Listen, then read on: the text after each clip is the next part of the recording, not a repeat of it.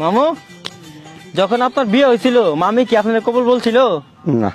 কবুল বলছে না? প্রিয় দর্শক, তাদের যখন বিয়ে হয়েছিল মামু শুনছে না মামি কখন কবুল বলছে, আর মামু কখন কবুল বলছে মামি শুনছে না। তো আমরা চাচ্ছি এখন সবার সামনে মামুকে নতুন করে আবারও বিয়ে পড়াবো, কবুল বলাবো। চলুন প্রিয় দর্শক, আমরা বাজার থেকে একটি জামাই টুপি নিয়ে আসলাম মস্তাক মামুর জন্য। মামু দেখিস টুপিটা কেমন লাগে? ও খুব সুন্দর বানাইছে মামু। বিয়ের সময় কি এরকম টুপি মাথায় দিছিলেন? না। দিছেন না? না। ও খুব সুন্দর বানাইতেছে। মামি, বউ বউ লাগতেছে আপনাকে। আপনি তো বললেন মামু আপনাকে কোনো দেনমোহর দেয়নি, আর বিয়ের সময় যে কবুল বলছে তাও শুনছেন না। তো এখন আবার নতুন করে বিয়ে পড়াইতেছি দর্শকদেরকে সাক্ষী রেখা। কেমন কেমন? তুমি দুষ্টামি করো কেন? আজ তো তোমার আম্মা এবং তোমার বাবাকে বিয়ে করাইতেছি, তোমার কাছে খুশি লাগতেছে না? হ্যাঁ, খুশি লাগতেছে। প্রিয় দর্শক, তোমার নাম কি?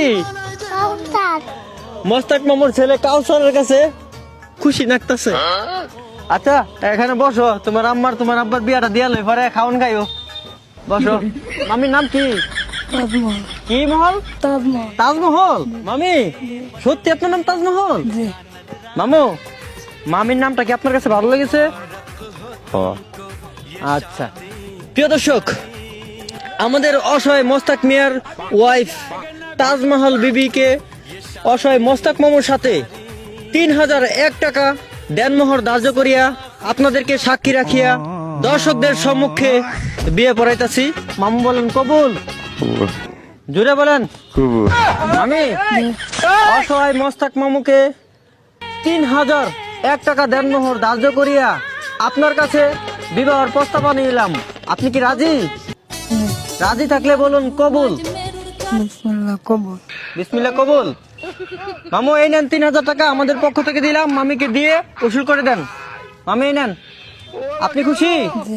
আর 1 টাকা বাকি রাখলাম, 3000 টাকা নগদ দিয়ে দিলাম, 1 টাকা পরবর্তীতে মোস্তাক মামু দিয়ে দিবে আপনাকে। মোস্তাক মামুর প্রতি তো আপনার আর কোনো দাবি দাবা নাই। মামি দাবি আছে? কি দাবি? বিয়া বুঝছে 3000 টাকা দিয়ে দেখে যাম গা, আমার দাবি ছড়াই দিব, যাইতাম না। যাইতেন না? তাহলে কি দিলে দাবি ছাড়বেন?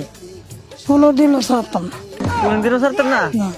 সত্যি তো উনি মোস্তাক মামুর তাজমহল। মামুকে এত ভালোবাসে, যাইতেই চা না। মামু, মামি তো আপনাকে দাবি ছাড়তেছে না, তাহলে আপনার করণীয় কি? আমি যাচ্ছি মামিকে। আপনিও ছাড়তেন না আমার